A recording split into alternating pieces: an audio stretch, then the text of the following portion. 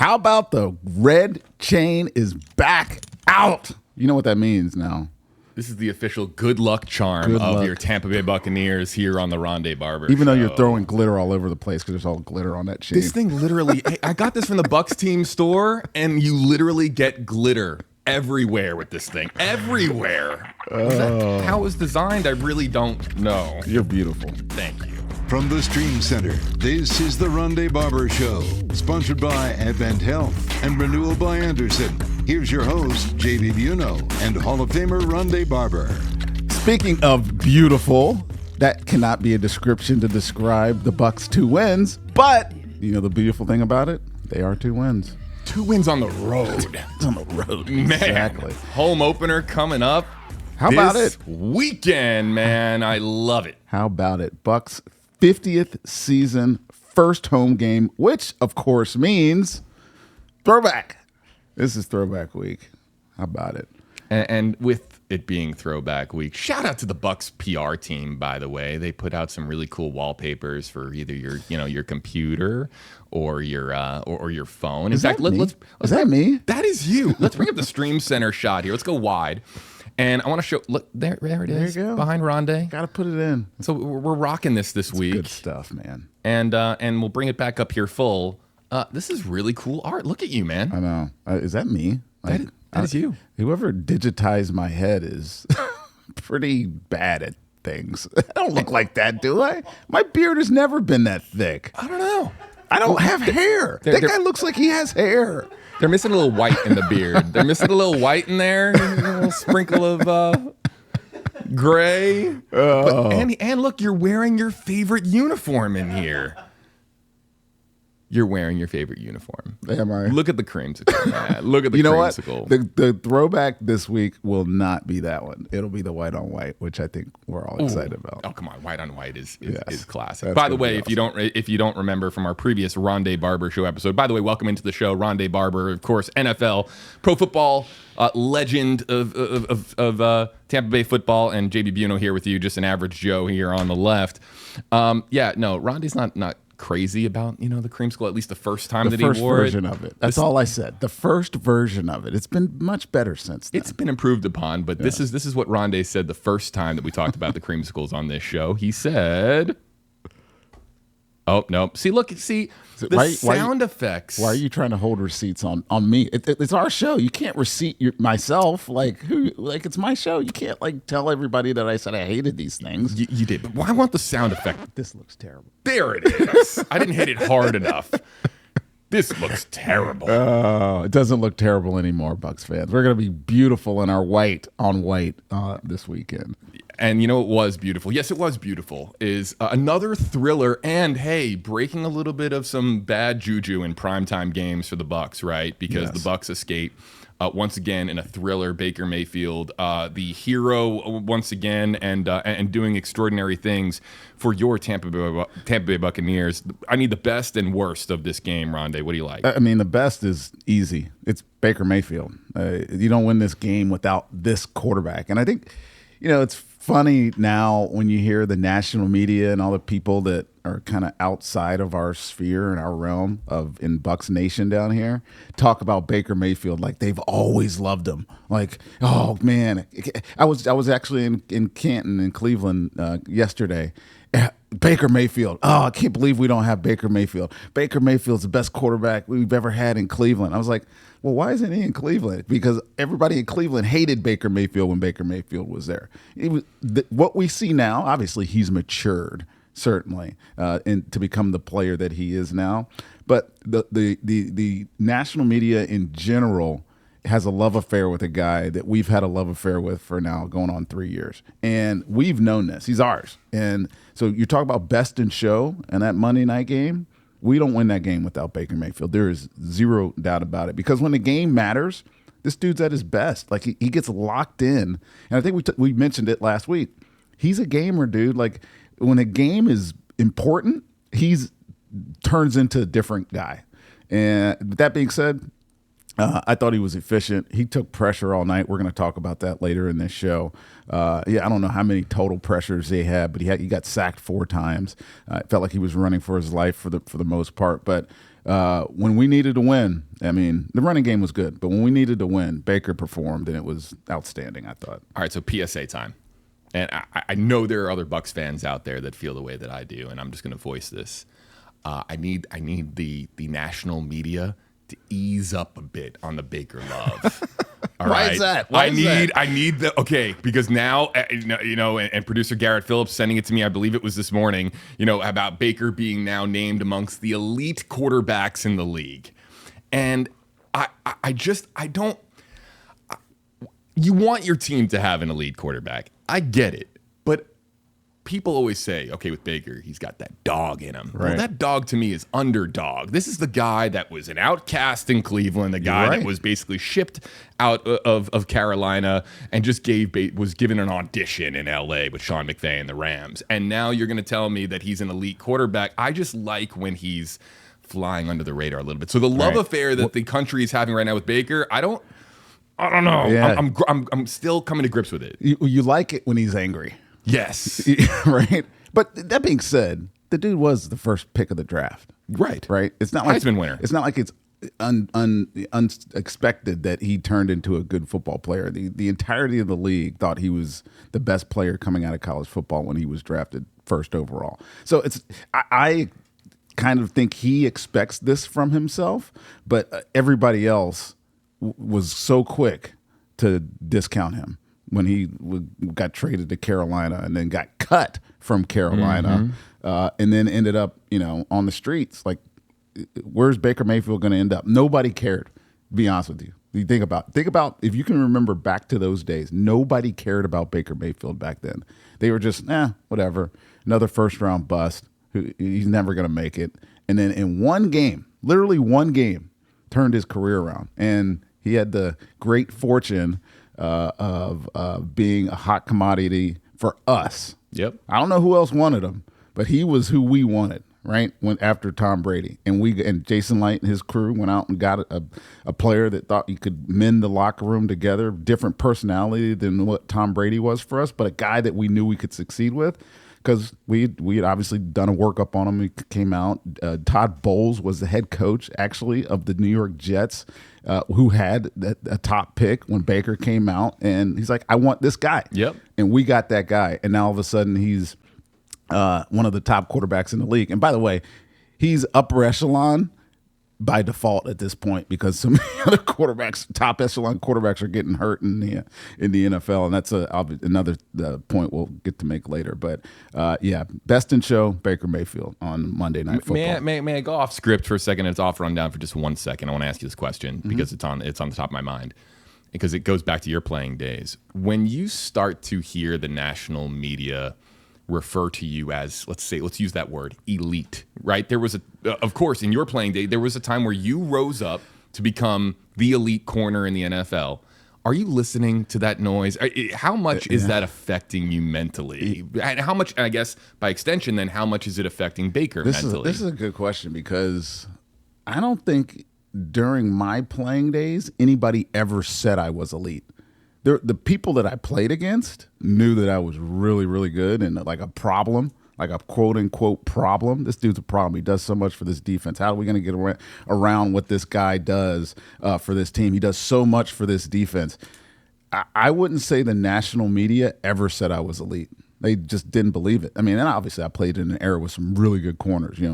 My peers, if you will, Charles Woodson and Champ Bailey, who got all the All-Pro accolades and whatnot. But, I was All-Pro 3 times in that time period. So people recognized that I was a really, really good football player.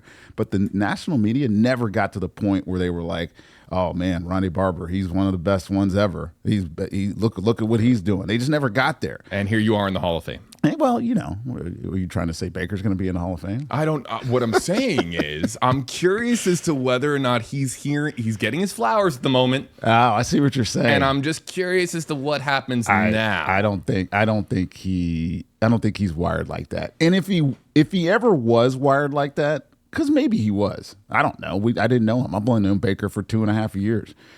If he was ever wired like that, I think he's probably taken the cautionary tale and knows you can't be wired like that. You can't read your clippings. You can't turn into a guy that, wants to satisfy everybody else's expectations. I think he got pissed off when he got cut and benched and whatever, and I don't think that's ever going to leave him. I see him being the guy that we see now for the rest of his career because he knows that's what makes him great.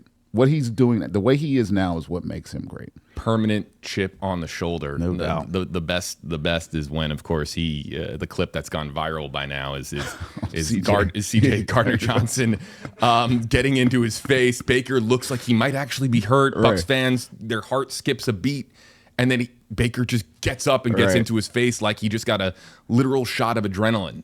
It's beautiful, awesome stuff. So Baker is clearly hero status for the Bucs. What did you see in the game that is of concern to you? Well, can I flip the script for a second? Yes, it's your show. Worst in show was CJ Stroud. Oh, okay. You don't like what you saw from Stroud? I mean, I was all on CJ Stroud 2 years ago as a rookie, and this guy is going to change the game. And holy cow, dude, he looked bad. And like, I know media says bad, but when you put on the all 22, like the eye in the sky doesn't lie type bad was bad. And you're reviewing tape on him, I'm sure, and it doesn't look good. It did not look good, man. It did not look good. But from a Bucs perspective, there was some explosive allowed on defense, which I hate that. Servatier had another kind of, meh game, if you will. And I would say the biggest thing that I was disappointed in this game, because, and we'll talk about this a little bit later in the show, the Texans were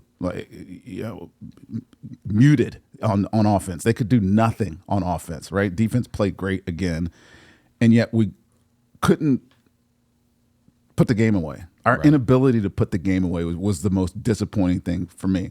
Obviously, you win the football game, but I was not watching this at the end because we got the 4th and 10, and I'm one of those fans that's like, it's over. It's over. Yeah. Game over, type of thing. You just kind of turn it off, and then Baker creates his magic. Does his thing. Oh, they won? Oh, wow. I missed those last 3 plays. But my disappointment was that. It's just our inability to put this game away against a team that was not playing very well. And obviously the block punt, you can blame Sean Tucker or, Riley Dixon for a slow mechanism, which I'm not really sure why they thought the slow mechanism was the problem on a block punt when the edge of the the punt protection didn't touch anybody. Like it's a free runner on the punter. But those were the only things, and we let them back in the game. They had no business to be in this game. And I think if the one thing that they'll be looking at, the Bucs, as they go forward, is how do we finish games? How do we force our will on people that we know that we're better than? So we were texting. There were a few plays in this game that were the true definition of game changing. So what really stood out to you as far as the momentum shifting, the plays that define the game itself? Well, the first one to me is that block punt. The block punt was the play that changed the game because it made it a game all of a sudden, right? They didn't score off of it, but the 2 plays later, first down, 0 run. Second play of that post block punt drive, touchdown, right up the gut, right? You're like, how did that happen, man? That play changed the game. It put a different set of urgency into the Bucs. There was only 2 minutes left in the game at that point, our Bucs, our offense didn't do anything.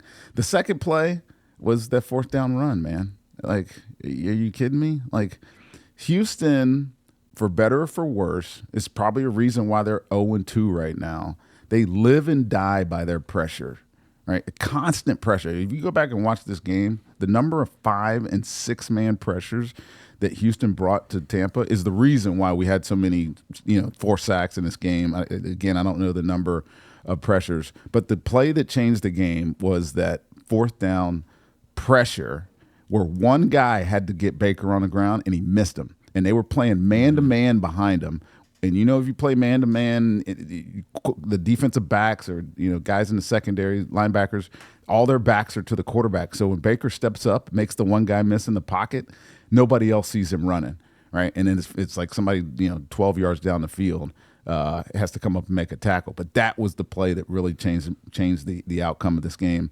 And then 2 plays later, my last play that 22-yard kind of check down to Bucky Irvin. So the one thing that Baker doesn't do very well, because he likes to keep plays alive, he doesn't find checkdowns very quickly. By checkdowns, if you don't know what I mean, it's like the play is breaking down right in front of you, coverage is good, just get the ball out of your hands and check it down. Like Drew Brees was great at this back in his day in New Orleans. He never took sacks. He never had negative plays because he knew where his check down was. So he could find Alvin Kamara or whoever else was the scat backs, Sproles back in my day, and find a way to get positive plays. Baker doesn't do that very well. But on that last drive, that was a check down to Bucky Irving. Bucky makes 2, stops on a dime, leaves one guy in the dust, makes 2 or 3 guys miss, gets 22 yards, and it gives us time to set up our offense in the red zone with 50 seconds. And that game was, at that point, I thought the Bucs were going to win because the game was over because of those 2 plays. So those are my 3 that changed the game. And got to call balls and strikes. Some also extremely costly penalties by the Texans, and that of course enables this drive to be successful as well. So let's talk defense for a second. Mm-hmm. Now, I'm going to put you on the spot. We didn't really talk about this pre-stream, but give me a letter grade. A letter grade on how you think the defense stacked up against the Texans. Well, I'll give them a B+ because they stopped them in the red zone. I think they were 2 of 9 on third downs. Like that's winning football, man. If with that many limited number of possessions. So the first thing I do when I go and turn the film on, you know what I do? I look for the play count. How many snaps did the defense had to play? You know how many it was? I don't. 46 snaps. We compared to 82 for the Bucs. Right. Big difference. What does that tell you? Who won that football game? Yeah, Bucs are on the field and probably won time of possession by a significant margin also. Right. So if the defense is only taking 46 snaps, they are doing their job better than you can possibly imagine. Right. The reason you give them a B and not an A is because they gave the first touchdown with the pass to Nico over Zion McCollum. Zion just played it poorly. But the reason you don't give them an A is because that last gash up the middle, with Chubb scores a touchdown. So let's talk about it. There's been some speculation on social media that was designed to break down and allow Chubb to score so the Bucs can get the football back. No. You're saying no way. No, man. We were in a pretty solid front, and it was, for whatever reason, you can speculate on this all you want to, Deion Jones was in the football game. Savasi Dennis was not in the game. So Deion Jones was in the game, and I think it may have been only his second snap played on defense. I don't remember him playing earlier in the game. If he did, I missed it. But I saw him in the game at the end, and that play, it's gap control football. You got that many guys at the line of scrimmage. All he has to do is go across the ball, get in his gap, and there's a free hitter. But he takes somebody else's gap and it just opens it up, and then all of a sudden Chubb's up on Antoine Winfield, and he makes a miss in the open field and he goes and scores. The free hitter was actually Zion McCollum. But if it plays out right the way the defense is supposed to do it, it goes, you got your gap, you got your gap, you got your gap. There's a free hitter. It's a 2-yard, 3-yard gain. Deion Jones made a mistake, I think, based on how I judged the defense. He made the mistake, opened up the big gash, they scored. So that's me. But I mean, how do you take away a team that had 3 sacks, harassed this dude all day, 266 total yards, dude? Like that's winning football, man. And 2 weeks in a row, for me, this defense has played winning football. So the Bucs march down the field, win in the final seconds. Todd Bowles here has been criticized in seasons past for a lot of things. Right. Let's just call it what it is. Yeah. Todd Bowles has been criticized, and I don't know how you can. All he does is win. He does win, back. Troy Aikman said it on the Monday Night Football broadcast multiple times. Back to back. He sounded like Buckified Bert. Right. Back to back to back to back. NFC South champions. But as we're talking here about Todd Bowles, one of the areas of scrutiny with Todd Bowles has been clock management and time management in the closing moments of a quarter or of a half or of the game. Yeah, Bucs are scoring in the final seconds. I mean, that's how you draw it up, right? So have you seen improvements when it comes to Todd Bowles and his ability to manage the clock? Yeah, absolutely, dude. And you know what, JB? In the preseason this year, I noticed it. Preseason on WFLA, by the way. I noticed it at a couple of end of half and end of game scenarios. And they've been much more intentional, if you will, on how they plan those situations. So they hired this clock management guy. I guess he has a different title, but his name is Zach Beislein. He brought him over from Jacksonville. And I'm pretty sure Jason Light insisted that Todd bring this guy in. For no other reason, just to have a different set of eyes, or help with some of the decisions, not necessarily data driven or statistically driven type of decisions. The analytics type of guy, not those right? Yeah. Those the ones that can bog you down and be like, oh my god, it says this and third and what do that. No, just a guy that knows football, can understand situational football and help Todd make decisions. So at the end of this game, the reason why some people were giving Todd some flack, or the Bucs some flack, certainly Todd, he's the head coach, about why they let the clock run down. And there's a reason for it. I mean, I haven't talked to them about this, but I thought it was a great decision. Managing the time that you're giving your opponent back after you score. Because they had that big play, Bucky Irving, the 22-yard play. Don't take a timeout, and then they throw that pass to Mike Evans, right, down on the 5-yard line. Don't take a timeout, and he throws the ball to Kate Otten, takes timeout. So they've only used one timeout at this point, right? John Gruden used to say this all the time, and it makes you understand why clock management is important. He goes, you know what? I've never lost a game in my life. I've just run out of time. That's a Michael Jordan quote? I think it's John used to say it all the time. I don't know who said it originally. He probably stole it from somebody. John steals stuff from everybody. So who knows? But it's the truth. What their clock management plan did in that game was completely eliminate any opportunity for Houston to get back in that game. Because they want to gave the ball back with 6 seconds after Rashad score or whatever. You're not scoring. And the reason was important because the fact that they missed the 2-point conversion and kept it a one possession or one score game, if you will. If you have like a long kickoff or a long play after the kickoff, and then all of a sudden Houston just needs a miraculous field goal, you lose the game. But by the way they managed the clock, you eliminated that possibility. I thought it was great. So. Yeah, he can take flack for all he wants. I mean, he had some noted issues in the past, including like last January, right, with some clock management issues. He's been taken to task on it. So hiring this guy Zach Beislein, I think is a win-win for everybody. Yeah, how about a heist from Jacksonville? That's we'll certainly we'll take that. Wink, wink. So Michael Jordan is attributed to that quote. By the way, the quote is attributed to Michael Jordan. By the way, that I never lost a game, just run out of time, according to Google AI or whatever AI is powering Google these days, Gemini or whatever they call it.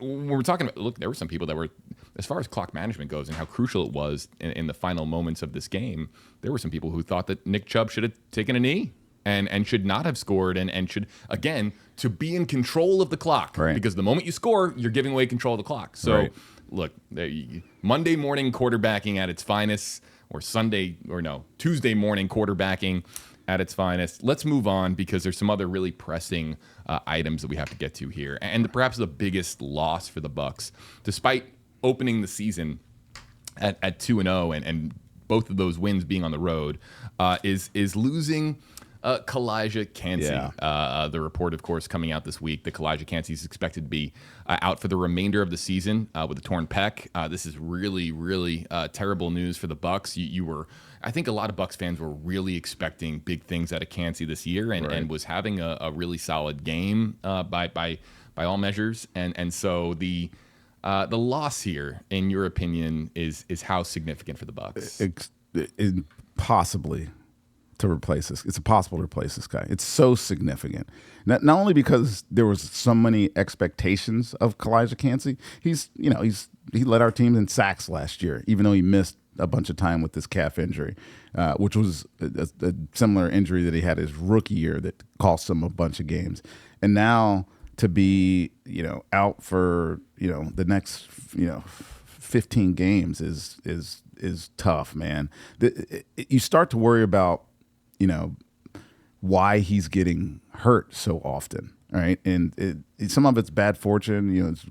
People ask me, like, telling some people the other day, it's like, and they didn't know. You never missed a game in your career with the Bucs? And I was like, it's luck. I never had an injury that prevented me from playing. I mean, I had injuries, but they didn't prevent me from playing.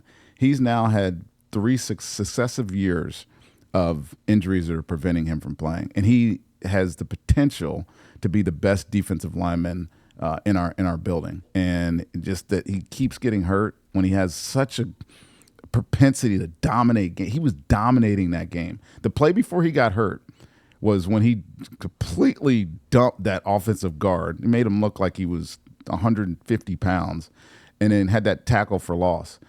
I don't know if that's when he got hurt, but the next snap, it was a scramble by CJ, and he was running around the pocket, and Kalijah wasn't chasing him. And I was like, that's when he got hurt. He either got hurt on that snap before that snap, and it stinks. He can't stay healthy, and it's going to put a lot of strain on our defensive line because of what he brings to the table. Now, the benefit is that we drafted a guy, Elijah Roberts, in the 5th round this year, who can be expected to take some of his reps, but it's going to come down to Logan Hall getting more snaps now, and some of these other young cats that really haven't had their opportunity yet. But in my mind, he's somewhat irreplaceable. The good thing is we have a guy too, like Greg Gaines, and nobody ever expects much about Greg Gaines, except when you watch Greg Gaines, all he does is produce. So we got some bodies that can come out for this, but I just feel bad for the kid. I feel bad for him. If you're Todd Bowles, do schemes change because he's so irreplaceable? Does your strategy week to week now without a Kalijah Cansey look that much different when you're trying to get after the quarterback? Yeah, I mean, Todd does a really good job of scheming up pressures anyways, so that part will probably be more emphasized because you love to rush with 4. Just 4-man rush. You get 7 guys in coverage. Or varying types of coverage, whatever they may be. But if you can get pressure with 4, you can win in this league. And he was a reason you could get pressure with 4. And quiet as anything. I know we talk a lot about Vita Vea being the reason why we have a great run game. Kalijah Cansey's ability to penetrate an offensive line and create havoc in the backfield is also a reason why we dominate in run defense. And that's obviously lost as well. So it's... I'm watching the tape the other day, and this is bad. Like, I know he's hurt. I mean, I've heard the report. He tore his pec. He's out, and I'm sitting there watching him play, and he's playing so well, and I'm like, man, maybe it won't happen. And then you see it, and you're like, yeah, it sucks. Well, Bucs fans are sick of the injuries. We're already missing Wirfs and Godwin to begin the season.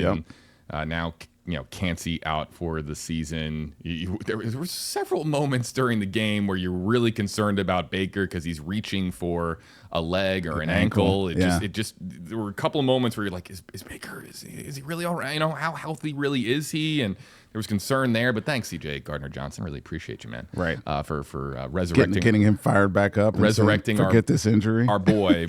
But this is a good opportunity to break out Dr. Rondé, because Luke Gedeke, is also a concern on the offensive line. Of course, he is taken out pretty early on in the game on Monday Night Football, and he, of course, being so crucial to protecting Baker, to really everything that the Bucs are trying to do on offense. You're already missing Tristan Wirfs. So when it comes to the Bucs offensive line, Dr. Rondé, help us out here.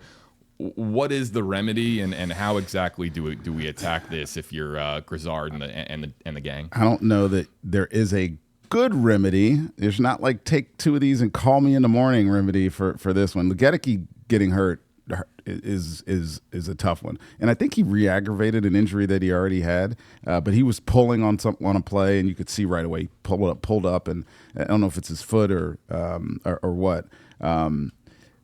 The reality is, I'm glad that I spent all off season looking at our offensive line depth because of Tristan Wirfs, because now I kind of have an expertise on what they're going to try to do.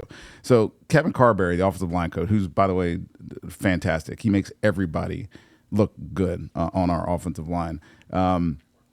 Charlie Heck, who we all were expecting to start at left tackle, the year. Right. And he comes in and plays right tackle for Gedeke. And he does all right. I'm not going to say he's a world beater. He's certainly not Luke's caliber of right tackle, but he did all right. He gave up a pressure and a sack late in the game, which was, just kind of frustrating. But he'll be all right. The problem is the shuffling that goes around. Like, there might be another offensive line. I think Cody might be hurt this week. So, like, you keep an eye on that news as this week goes on, getting ready to play the Jets at home this week. Like, having to bring in Michael Jordan to play left guard, and then moving Graham Barton, and then putting Bredesen at center, that's already like a huge difference to what they came into the season expecting to be.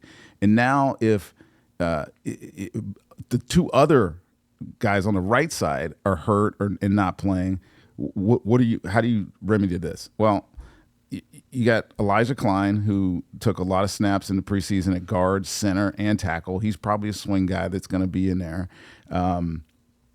Mike Jordan will continue to play left guard.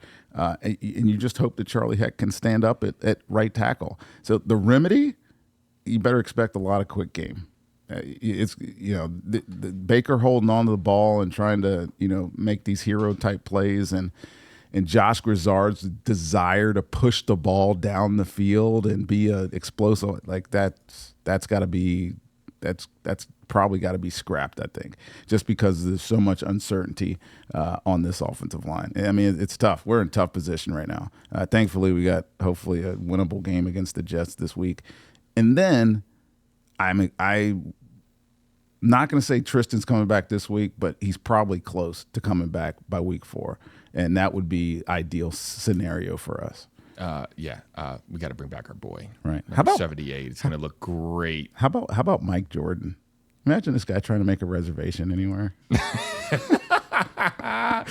And he's got all these awesome quotes attributed to him. Right. Never lost a game, just run out of time. Right. Man. But how about Mike Jordan in Tampa? Either people won't believe you that you're making a reservation, or they're going to be disappointed when you show up. Be like, oh, you're 6'8", 290-pound offensive lineman. I thought you were Mike Jordan. It's still a Tampa Bay Buccaneer. I mean, it's a professional athlete. And also totally confused because I forget which team he plays for. There's a Kobe Bryant in the league, too. Yes. So we have Michael Jordan and Kobe Bryant playing football in the NFL. And I'm just completely thrown for a loop every time I hear these names. Right. But look, with Baker and with the offensive line, got to protect Baker, and it's a sobering reminder across the NFL landscape that you got to protect your quarterback. More on that when the Rondé Barber Show returns.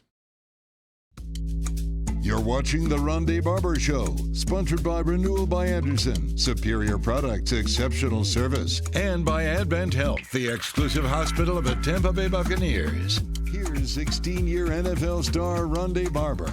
And a guy who thought Rondé Barber was tiki until last week, JB Buno. It's such a good gag that we ran it back. Right. That's a good one. Oh, man. By the way, before we get into the B block, we remiss. We didn't say this. Congratulations to Levante David on his 200th game. Yes. Oh, yeah. I mean, where's the applause button? We're hit the applause button for Mr. Yes. There it is. That's awesome, man. Also looking really cool with that delayed blitz. And picking up, I think it was the sack with Elijah Roberts. Yes. Do you know what they call that? What is the actual name for that? So, like, when you step away from the line of scrimmage and you come back and blitz. Yeah. When I was playing, not a lot of teams were doing it with the stand-up players. It was like a D-line move. Like, the nose tackle and the 3 technique would be pretending to run a game, and like the nose tackle, Brad Culpepper was actually really good at this. You'd step back like you're going to run a DD game, and you just go. The actual name of this pressure or this concept is called a coffee house. Coffee house. So it's a coffee house. I don't know what they call it. Yeah, where I don't did know, that come but from? It's been called that forever. So that's not like, I was expecting like the Spider-Man spin or something like cool sounding. The coffee house. It's called a coffee house. Well, it looks cool. Yeah, it was really cool. I don't know, it looks like some Michael Jackson move. You're turning and then turning back and then rushing after the quarterback. Well, if you care to watch the Bucs film session, I'm breaking down that play later. So I'll be talking about the coffee house. There's a plug. Love it. All right, let's get to some of the big storylines across the NFL. We are going to be talking about the quarterbacks, including one in particular that of course is of concern to just everybody who loves football. But let's talk about the GOAT for a second. Let's talk about Tom Brady, because Tom Brady's been in the news. Has he? Yeah, right. I didn't notice. Every time I'm looking on my phone, it's Tom Brady doing something different or appearing somewhere different. So it's during the first quarter of the Raiders game this past weekend, on Monday Night Football, actually, as a matter of fact, the game that came on way too late after the Bucs game. Oh, man. I have a whole other gripe about that, by the way. But Tom Brady is seen in the room, in the coach's what do you call the room? The coordinator's room. Yeah, the booth. Yeah, the booth. The booth upstairs. Right. The booth upstairs with the Raiders coaching staff during the game. Okay, is the world overreacting to this, or is this? Do you have a problem with this? So, should it be allowed? That's ultimately an NFL question, right? That's a league question. And by the way, the league has come out, said a statement, said that there was no problem with it. It's fine. And the only reason that it is of concern is because, of course, he's an analyst for Fox. Right. Look, do I hate it? Absolutely not.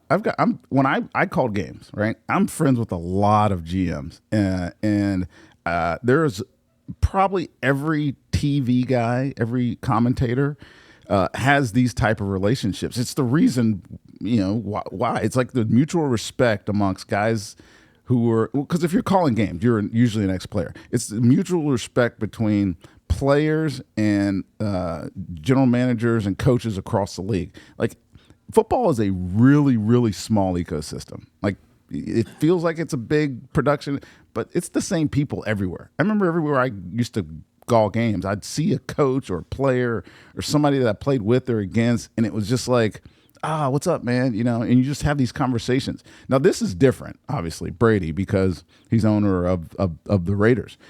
He's certainly changing the paradigm because of being in the booth and also having an ownership stake while still being heavily involved in the operations of a team. I don't have a problem with it at all. Do I have a problem with it? Chip Kelly calling him during the week and talking about play. I mean, he can obviously never call a Las Vegas Raiders game ever. How could he ever call a Las Vegas? It'd be clear conflict, impossible conflict of interest. But I'm here to tell you that every analyst has some sort of relationship with a team.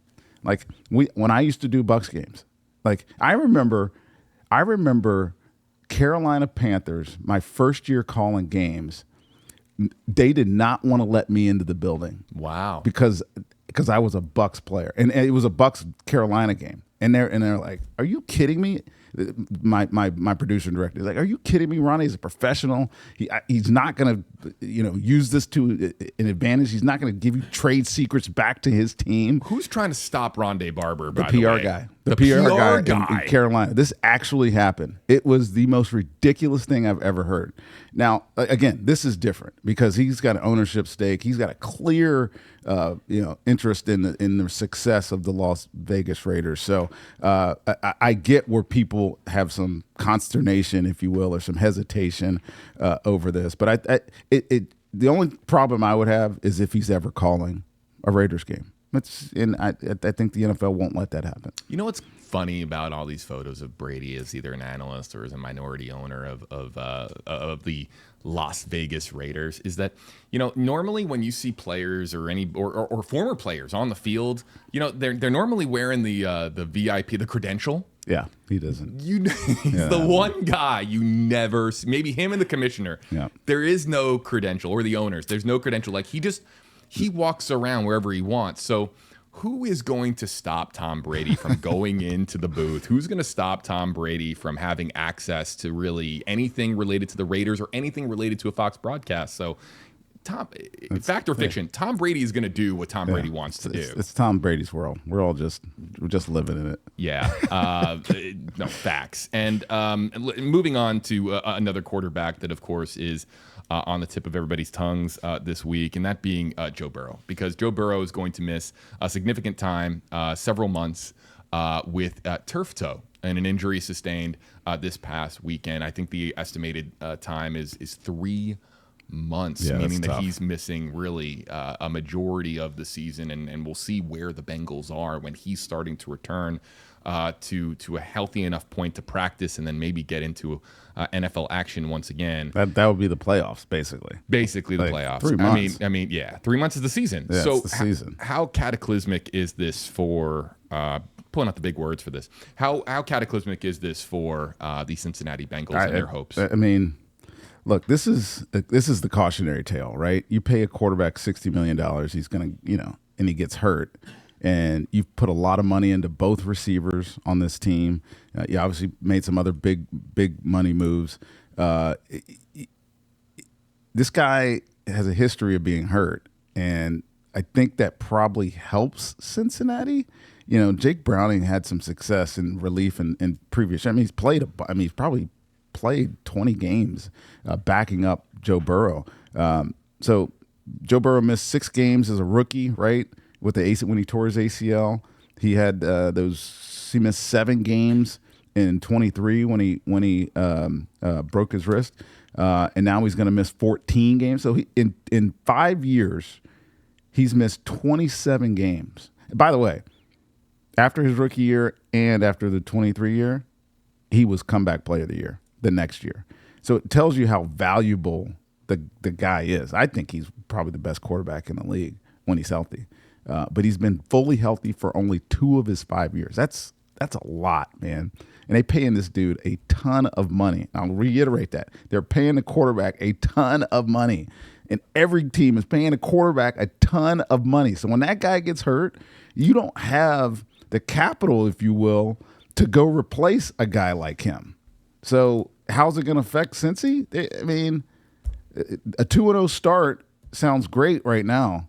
But I don't have expectations for him, none at all. Jaden Daniels also getting hurt. He's day-to-day. Yeah, Jaden Daniels got a sprained knee. At least he's on his rookie contract, so you can go find reinforcements. Marcus Mariota is going to take over for him, who's had some success with Cliff Kingsbury's offense. But there's 3 other ones. Carson Wentz is playing for J.J. McCarthy. Mm-hmm. I don't think many Minnesota fans are going to be too unhappy with that moment. J.J. has not looked good, bro.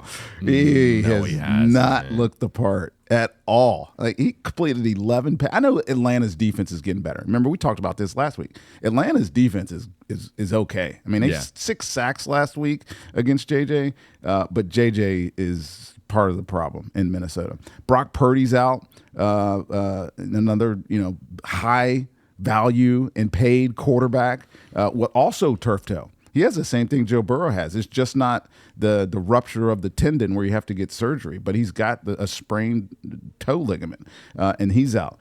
And then Mac Jones, how about that? Mac Jones, where did you come from? Mac Jones, 280 yards and 3 touchdowns, in San Francisco. And then I guess the final one we talk about. So we're talking about quarterback injuries. There's 5 significant ones. And how about Justin Fields getting concussed this past week, Justin coming into Fields. the game Yeah, against the Bucs? He's coming into the game with Gus, and he's concussed. He's probably not going to play. I mean, it's hard to come back from your first concussion. I don't know if it's his first concussion, but the first concussion of the year, they want to keep you in a protocol just to make sure. Certainly after all the Tua stuff a couple of years ago. So, I mean, we're looking at playing Tyrod Taylor in this weekend at home when the Jets come to town. It's pretty amazing this early in the year to have this many significant quarterback injuries. And that brings us to how in the world we are going to do this week's Pick 6 here on the Rondé Barber Show. So a little bit of a subtle flex here, by the way, for Rondé and myself, because, of course, we're talking about our Pick 6 segment where we have to pick a favorite to win, and I'm covered in glitter. Favorite to win. You look great, though. You look beautiful in glitter, JB. Fairy dust here in the stream center. The favorite to win, an upset to win, and then we have to pick the Bucs game. By the way, can we go back to last week real quick? Sure. Whose upset was better? Okay, look. I liked my upset, all right? I had, as a reminder for our audience, if you missed the last show, I had the Falcons going into Minnesota and beating up on the Vikings, and you had... I had the Colts beating Denver at home. The Colts were underdogs at home against Denver. Studio audience, who had the better upset pick? Colts. The more impressive? Colts. The Colts. Colts. Man. All right. Well, the bottom line is that I'm trying to keep up with a Hall of Famer here, folks. Hey, and he's 3-0. Your underdog pick with Minnesota and Atlanta, I was like, well, JJ's not any good. So right. it's not a good one, man. Well, you know what? You took my underdog pick this week, but you got in your picks before me. That's the rule. So my week 2 picks. Let's start with the upset. Yep. Zero confidence right now. Well, not zero confidence. Low level of confidence in the Bears. I think the Cowboys, after their thrill. I mean, what might be the game of the season against the Giants. My goodness, I watched some of that game. Actually, I watched the entire overtime. It was just thrilling. It was crazy. Maybe that things click for Dallas. And I'm just going out on a limb and say they go into Chicago.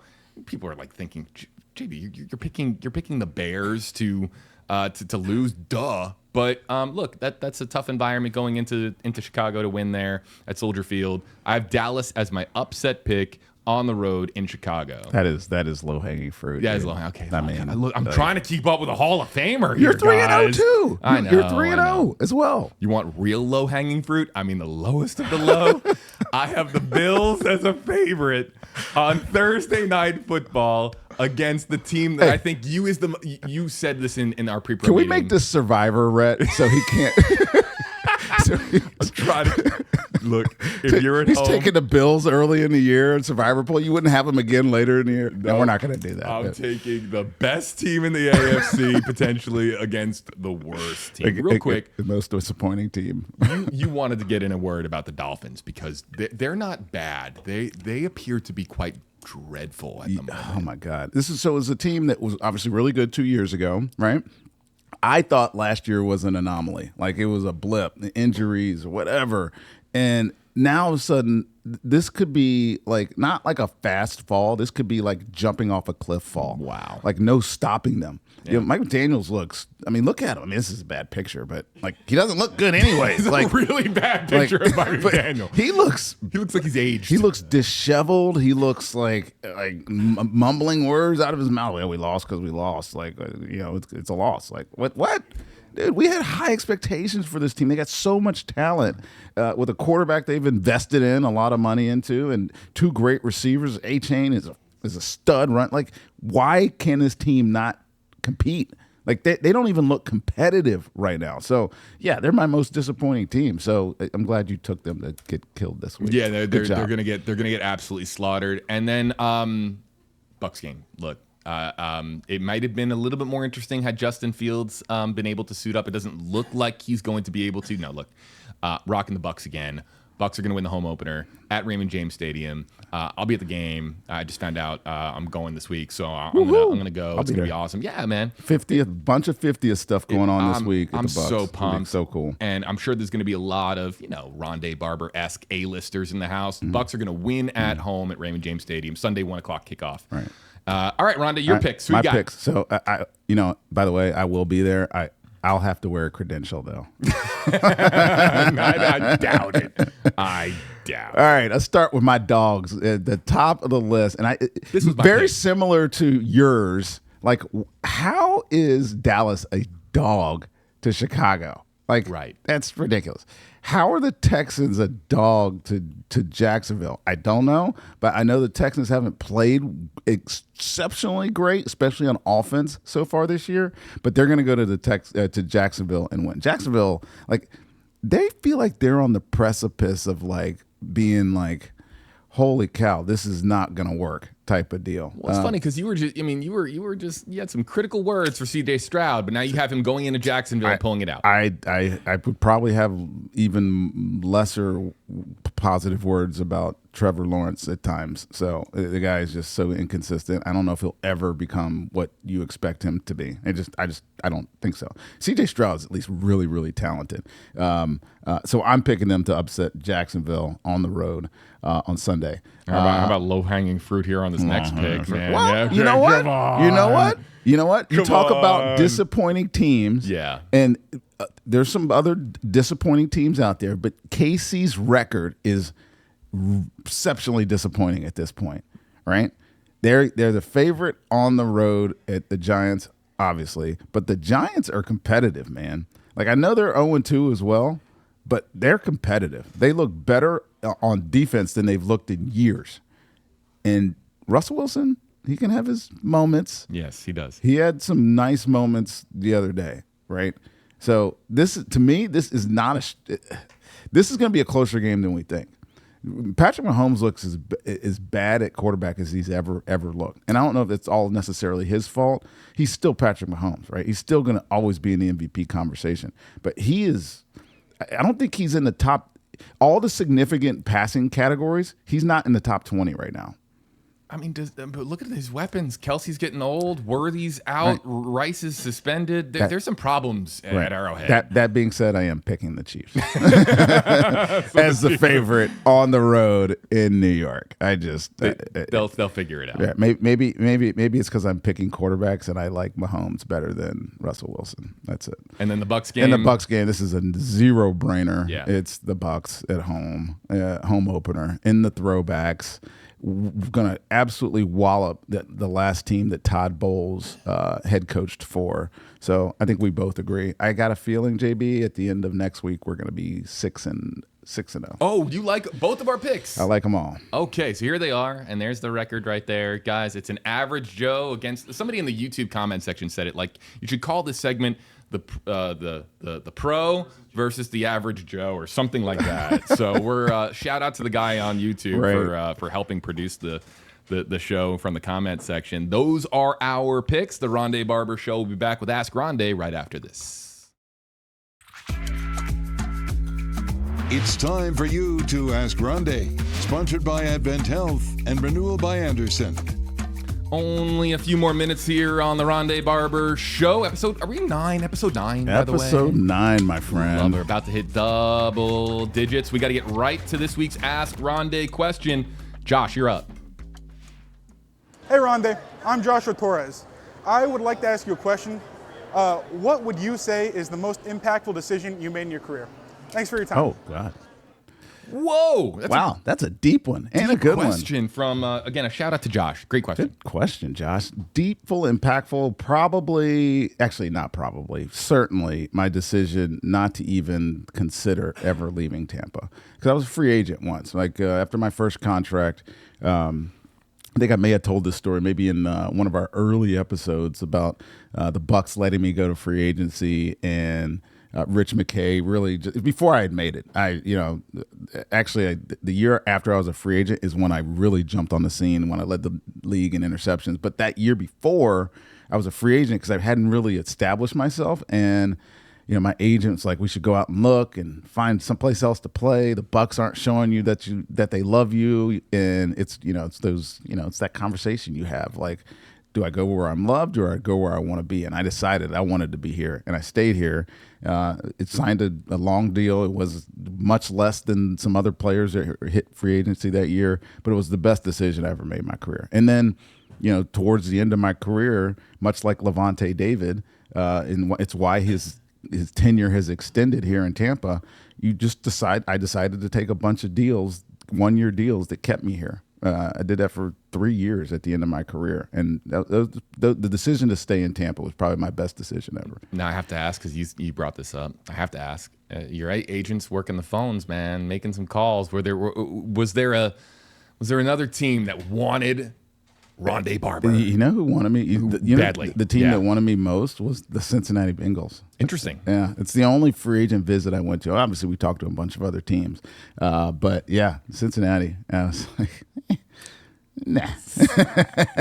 Tampa. No offense to Cincinnati, and shout out to former producer Casey Sloan here at WFLA, but who went to Cincinnati. But look, Tampa.